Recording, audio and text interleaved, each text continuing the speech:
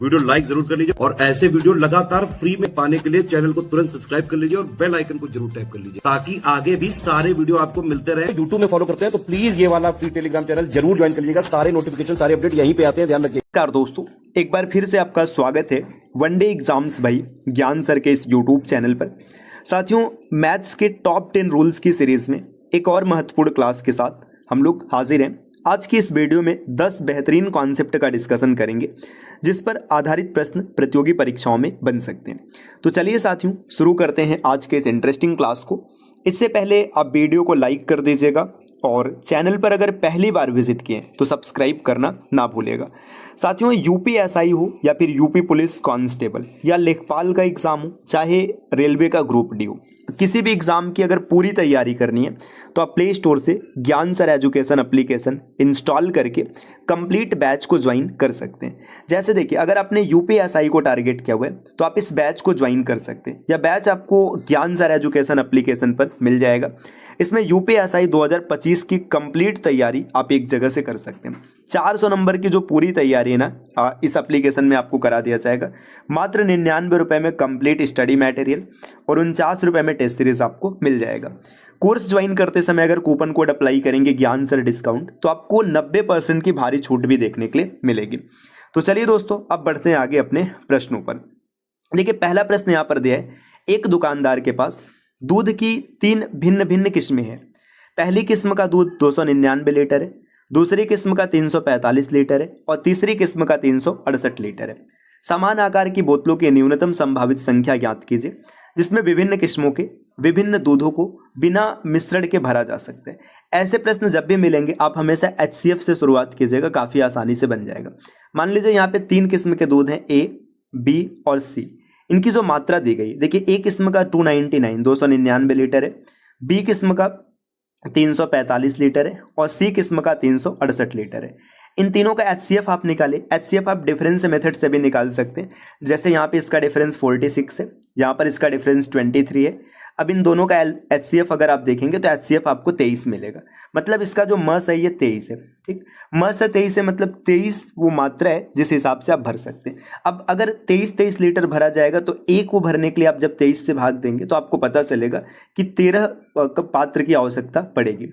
B में जब आप 23 से भाग देंगे तो आपको पता चलेगा कि यहाँ पर आपको 15 पात्र की आवश्यकता पड़ेगी और जब सी में आप 23 से भाग देंगे तो ये पता चलेगा कि यहाँ पर 16 पात्र की आवश्यकता पड़ेगी। तो देखिए 15, 16, 31, 31 में 13 जोड़ेंगे 44, तो कुल 44 बर्तन लगेंगे जिसमें आप दूध को भर सकते हैं। तो ऑप्शन सी इस प्रश्न का सही उत्तर हो जाएगा। अगले प्रश्न पर आएंगे। प्रश्न यहाँ पर दिया है कि प्रतियोगी परीक्षा में सेक्शन ए में 70%, सेक्शन बी में 55% उम्मीदवार उत्तीर्ण हुए, जबकि दोनों सेक्शनों में 10% अनुत्तीर्ण हो गए। यदि 595 छात्र दोनों सेक्शन में पास हुए तो बताना है कि इसमें कितने उम्मीदवारों ने भाग लिया था। ये वेन डायग्राम आधारित प्रश्न है। जब कभी भी वेन डायग्राम आपको देखने के लिए मिलेगा तो आप वेन डायग्राम में कॉमन हमेशा उसी को रखेंगे जो दोनों के लिए दिया। जैसे देखिए, दोनों सेक्शन में 10% अनुत्तीर्ण हुए तो जो वेन डायग्राम बनेगा ना, जो फेल हुए उसका बनेगा। देखिए यहाँ पे सेक्शन ए हो गया और ये सेक्शन बी हो गया। यहाँ पर ए है और यहाँ पर बी है। 10% दोनों में फेल है तो 10% यहाँ पर आ गया। ठीक, अब देखिए ए में 70% पास हुए तो फेल कितने होंगे? 30 फेल होंगे। अब 10 अगर पहले यहाँ पर आ चुका है तो 20 यहाँ पर बचेगा। बी में अगर आप देखेंगे तो 55% पास हुए तो 45 फेल होंगे, मतलब यहाँ पर 35 आ जाएगा। ये जो आप वेन डायग्राम बनाए ये फेल का वेन डायग्राम है। ठीक, आगे बोला जा रहा है कि 595% छात्र दोनों में क्या हुए? पास हुए। अब देखिए ये फेल का है तो 35, 10, 45, 45 में 20 जोड़ेंगे तो 65% क्या हो गए? फेल हो गए। जब 65% फेल हो गए तो पास कितने हो जाएंगे? पास हो जाएंगे 35%। 35% पास और 35% की वैल्यू यहाँ पर दे रखा है कितना? 595। और आपसे पूछा जा रहा है कि कुल कितने उम्मीदवार इसमें शामिल हुए थे। तो अब 1% का मान निकालना है। 595 में आप 35 से भाग दीजिएगा, ये 17 आएगा। तो 1% की वैल्यू है 17 और परीक्षा में बैठेंगे 100%, मतलब 1700 इसका सही उत्तर होगा, ऑप्शन डी। अगले प्रश्न पर आएंगे। प्रश्न संख्या दिया तीसरा है ये कि 10 सेंटीमीटर त्रिज्या वाला एक गोला पिघलाया जाता है और 10 सेंटीमीटर ऊंचाई वाला एक शंकु बनाया जाता है। तो शंकु का व्यास कितना होगा ये बताना है। मेंसुरेशन के जब भी ऐसे प्रश्न आएंगे जहां पे एक आकृति को दूसरे में कन्वर्ट किया जाएगा तो हमेशा आपका गेम चलेगा वॉल्यूम से, मतलब आयतन से। एक का आयतन बराबर दूसरे का आयतन। देखिए यहाँ पे दिया 10 सेंटीमीटर त्रिज्या का गोला है। गोले का आयतन होता है 4/3 पाई r क्यूब। ये हो जाएगा। और इसमें शंकु बनाया जा रहा है, शंकु का आयतन होता है 1/3 पाई आर स्क्वायर एच। अब इसमें अब जो जो डेटा दिया है उसको फिल कर दीजिएगा। देखिए 3 से 3 कैंसिल हो गया, पाई से पाई कैंसिल हो गया, 4 और गोले की त्रिज्या दिया 10, 10 का क्यूब कर दीजिएगा तो 1000 हो जाएगा, है ना, बराबर आर स्क्वायर। यहाँ पे आर आपको नहीं पता है, आर स्क्वायर रखेंगे। और ऊंचाई इसमें कितना दे रखा है, ऊंचाई दे रखा है 10 सेंटीमीटर, 10 रखिएगा।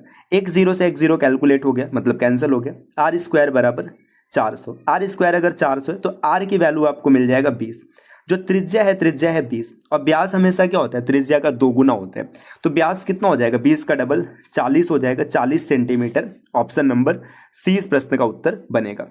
अगले प्रश्न पर आएंगे। प्रश्न यहाँ पर दिया है कि 350 मीटर और 200 मीटर लंबाई की वाली बुलेट ट्रेन ए और बी एक दूसरे को क्रमशः 80 किमी और 100 किमी प्रति घंटे की स्पीड की गति से बढ़ रही है एक दूसरे को। तो धीमी ट्रेन को पार करने में तेज वाला कितना समय लेगा। तो धीमा तेज कुछ नहीं है, सीधा सीधा आप इसमें फार्मूला लगाइए, time is equal to distance upon speed. अगर समान दिशा में चलेंगी तो स्पीड को माइनस करेंगे और विपरीत चलेगी तो प्लस करेंगे। देखिए टाइम कितना लगा ये पूछा है, डिस्टेंस कितना है 350 मीटर लंबी ये है और 200 मीटर ये है, दोनों की लंबाई को जोड़ दीजिएगा 550। और बटे में देखिए ये किधर चल रहा है, ये विपरीत दिशा में चल रहा है, तो 80 स्पीड इसकी और 100 इसकी है, 180 किमी प्रति घंटा है, मीटर प्रति सेकंड में बदलना है, तो 5 और बटे 18 से गुणा कर दीजिएगा। अब इसको कैलकुलेट करना है। देखिए 18 से काट दिया गया 10 आ गया, 0 से 0 कट गया, तो t बराबर 11 सेकंड। कितनी आसानी से आपने इसको कैलकुलेट कर लिया। ऑप्शन ए इस प्रश्न का उत्तर बनेगा। अगला प्रश्न दिया है 5 समाकल संख्याओं में r जो है p और s का औसत है, q जो है r से बड़ा है और s से छोटा है, q जो है p और t का औसत भी है, तो इस क्रम में सबसे बीच की संख्या कौन सी। देखिए बोला जा रहा है कि 5 संख्या है, जो r है ये p और s का औसत है, मतलब जो r होगा ये p प्लस s का औसत है, मतलब यहाँ पर आप 2 लगा सकते हैं, ये दोनों बराबर हो गए, सिचुएशन फर्स्ट हो गया। ठीक, आगे बोला जा रहा है कि q जो है r से बड़ा है और s से छोटा है। q संख्या जो होगा ये r से बड़ा होगा और s से छोटा होगा। अब एक चीज ध्यान दीजिएगा, यहाँ पर जो p और s है दोनों आ गए, है ना। अब जब s बड़ा हो गया ना तो p को r से छोटा ही होना पड़ेगा। क्यों छोटा होना पड़ेगा, क्योंकि एवरेज में एक संख्या अगर बड़ा है तो दूसरा संख्या छोटा होगा। अब आगे बोला जा रहा है जो q है ना ये t और p का औसत है। q जो है t और p का औसत है, अगर p यहाँ पर आ गया तो t q से बड़ा होगा, तो t को यहाँ पर रख देंगे। अब पूछा जा रहा है कि सबसे बीच की संख्या कौन है, तो सबसे बीच में एक q दिख रहा है, तो ऑप्शन नंबर 20 प्रश्न का उत्तर बनेगा। अगले प्रश्न पर आएंगे। यहाँ पर दिया है कि 17 पारियों में एक क्रिकेट खिलाड़ी के द्वारा बनाए गए रनों का औसत है 34। 5 रन से अपनी औसत बढ़ाने के लिए अगली पारी में उसे कितना रन बनाना पड़ेगा। देखिए 17 पारी उसने खेल रखा है, एवरेज है 34। अब 18वीं पारी खेलने जा रहा है, ठीक, 18वीं पारी खेलने जा रहा है, तो उसे क्या करना है, अपना एवरेज ना 5 रन से बढ़ाना है। अब 5 रन से बढ़ाने का मतलब क्या है कि जो 34 का एवरेज है उसे बैलेंस करना ही पड़ेगा और 5 रन एक्स्ट्रा बनाने पड़ेंगे हर पारी के लिए। तो जब 18वीं पारी में 5 एक्स्ट्रा बनाना है तो 5 गुणे 18, क्योंकि सबका ये 5 एक्स्ट्रा हो गया, तो 18 × 90 आ गया, प्लस अपने एवरेज को 34 बनाए रखने के लिए 34 भी बनाना पड़ेगा, तो 18 × 90 और 34 124। अगर 124 रन बना देगा तो ये चीजें बैलेंस हो जाएंगी। ऑप्शन सी इसका उत्तर बनेगा। अगला प्रश्न दिया है कि 140 किमी की चाल से चल रही एक ट्रेन अपने से आधी लंबाई वाली दूसरी ट्रेन जो कि 40 किमी प्रति घंटा की चाल से विपरीत दिशा में चल रही को 6 सेकंड में पूरी तरह से पार कर लेती। तो time is equal to distance upon speed, ये फार्मूला है। टाइम 6 सेकंड है, डिस्टेंस देखिए अपने से आधी लंबाई की, अगर हम इस ट्रेन को 2x मान ले तो जो आधा लंबाई वो x हो जाएगा, मतलब 2x प्लस x। और पार कितने समय में कर रहे हैं, देखिए ये 140 है और ये 40 है, मतलब 180 और गुणे 5 बटे में 18। यहाँ से आप x की वैल्यू फाइंड कर सकते हैं। देखिए कैलकुलेट करेंगे तो यहाँ पर आपको मिलेगा 10, ठीक, ये कैलकुलेट हो गया। ये 3x है तो आप आगे देखिएगा यहाँ पर आपको मिला 6 बराबर 3x और बटे में यहाँ पर 50, तो x बराबर आपको मिल गया 100। x बराबर 100 जैसे मिल गया तो आपको पता चल गया कि जो ट्रेन है 140 की स्पीड से चल रही है, इसकी लंबाई हो जाएगी 200 मीटर, क्योंकि ये 2x रहेगा तभी तो प्लेटफॉर्म आधा बनेगा। इतना हो गया। अब बोला जा रहा है कि किसी प्लेटफॉर्म को 45 सेकंड में पार करता है तो प्लेटफॉर्म की लंबाई क्या है। देखिए प्लेटफॉर्म को 45 सेकंड में पार कर रहे हैं, 45 बराबर 200 ट्रेन की लंबाई है ना, और प्लस x प्लेटफॉर्म की लंबाई और बटे में 140 और गुणे में 5 बटे में 18। अब इस चीज को आप कैलकुलेट कीजिएगा, कैलकुलेट करने पर आपको x की वैल्यू मिलेगी। तो उम्मीद है कि आप इस इक्वेशन को आराम से कैलकुलेट कर लेंगे। अगले प्रश्न पर आएंगे। यहाँ पर दिया है कि 14 लड़कियां 406 दिनों में एक गड्ढा खोद सकती हैं। ठीक है भाई, 14 लड़कियां हैं, ये गर्ल्स हैं, ये क्या करती है 406 दिनों में एक गड्ढा खोदती है, तो टोटल वर्क हो गया। बोला जा रहा है कि एक लड़का लड़की की तुलना में दोगुना कुशल है। मतलब गर्ल अगर एक दिन में एक काम करेगी तो बॉय एक दिन में 2 काम करेगा, क्योंकि लड़का दोगुना कुशल है। इसी तो बताना है कि एक लड़की और 3 लड़के गड्ढे कितने दिनों में खोदेंगे। देखिए लड़की एक काम करी तो टोटल काम कितना हो गया 14 गुणे 406, और बटे में अब काम कितने लोगों से कराना है, एक लड़की एक काम करेगी और 3 लड़के 3 दूना 6 काम करेंगे, 6 एक 7 हो गया, कट गया 812। तो 812 दिनों में ये लोग गड्ढा खोद कर रख देंगे। ऑप्शन नंबर डी इस प्रश्न का उत्तर बनेगा। अगले प्रश्न पर आएंगे। दिया है कि एक कारीगर के रूप में एम जो है एन से 3 गुना कुशल है। देखिए एम है और एन है, एम जो है 3 गुना कुशल है, मतलब एम 3 काम करेगा और एन 1 काम करेगा। ठीक, कुशलता का मतलब ये होता है। अच्छा ये 3 काम कर रहा है, तो अगर यहाँ पे इसके वर्क की बात है, अगर टाइम की बात करेगा तो इसको 3 टाइम लगेगा काम करने में और इसको 1 टाइम लगेगा। अब बोला जा रहा है कि इसीलिए क्या हो रहा है कि एन ना 264 दिन क्या कर रहा है, मतलब किसी का वह एन को 264 दिनों में कम पूर्ण करने में सक्षम है ना। तो अब देखिए यहाँ पे जब ये इसकी कुशलता पता चल गया तो 2 का डिफरेंस जो दे रखा है 264 दे रखा है, तो 1 का डिफरेंस यहाँ से निकल के आ जाएगा कितना 132। और पूछा जा रहा है कि एन कितने दिनों में पूरा कर लेगा, एन 3 दिन लगा रहे, 3 से मल्टीप्लाई करा दीजिएगा 396, 396 दिन में एन इसको पूरा कर देगा। ऑप्शन नंबर सी उत्तर बनेगा। अगला प्रश्न यहाँ पर दिया कि एक आदमी 60 रुपये प्रति लीटर के हिसाब से स्पिरिट खरीदता है, उसमें पानी मिलाता है और फिर 75 रुपये प्रति लीटर के हिसाब से बेचता है। यदि इस सौदे का मुनाफा 37.5% है तो स्पिरिट और पानी का अनुपात कितना होना चाहिए।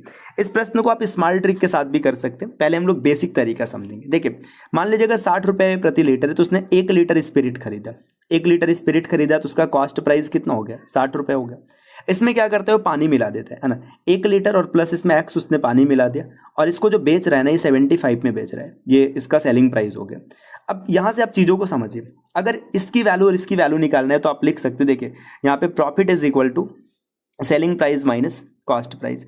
सेलिंग प्राइस में आप इसको मल्टीप्लाई करा दीजिएगा यहाँ पे, तो आपको पूरी वैल्यू पता चलेगी। तो आपको पता चलेगा 75 प्लस 75x और माइनस 60। तो जो प्रॉफिट आपको दिखा, प्रॉफिट दिखा कितना 75x प्लस 15 का।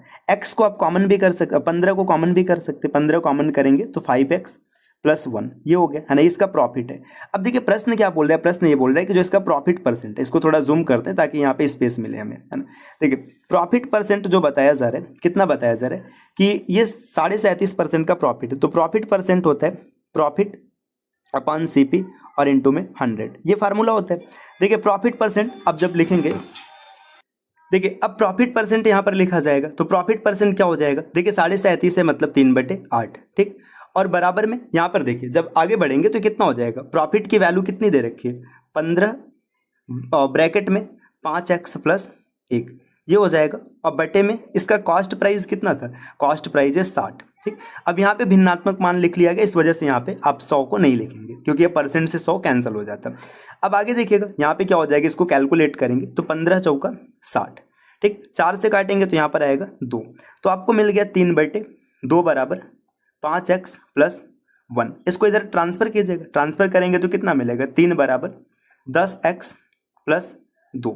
तो x बराबर आपको मिलेगा 1/10। 1/10 कहने का मतलब पता है क्या, 10%।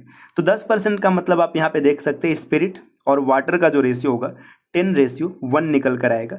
अब देखते हैं कौन सा ऑप्शन है। देखिए ऑप्शन नंबर डी यहाँ पर सही हो जाएगा। तो दोस्तों ये आज के क्लास के 10 बेहतरीन प्रश्न रहे जिनका डिस्कशन हम लोगों ने किया है। इस प्रकार के वीडियोस को लगातार देखने के लिए आप चैनल को सब्सक्राइब कर सकते हैं, और अगर आपने यूपी PCS, RO या फिर अन्य स्टेट PCS एग्जाम को टारगेट किया है तो स्टडी फॉर सिविल सर्विसेज के पेड कोर्सेज को ज्वाइन कर सकते हैं, और वनडे एग्जाम्स की तैयारी के लिए आप ज्ञान सर एजुकेशन एप्लीकेशन से कंप्लीट बैच ज्वाइन कर सकते हैं। देखिए अगर किसी साथी ने ग्रुप D को टारगेट किया हुआ है तो ग्रुप D के कोर्सेज स्टार्ट हो चुके हैं। इसे ज्वाइन करने के लिए आप ज्ञान सर एजुकेशन एप्लीकेशन इंस्टॉल करके कोर्स ज्वाइन कर सकते हैं, या फिर आप चाहें तो नीचे जो नंबर दिख रहे हैं इनमें से किसी भी नंबर पर कॉल या व्हाट्सएप करके कोर्स की पूरी जानकारी ले सकते हैं। तो मिलते हैं साथियों आपसे नेक्स्ट वीडियो में कुछ नए इन्फॉर्मेशन के साथ, तब तक के लिए नमस्कार।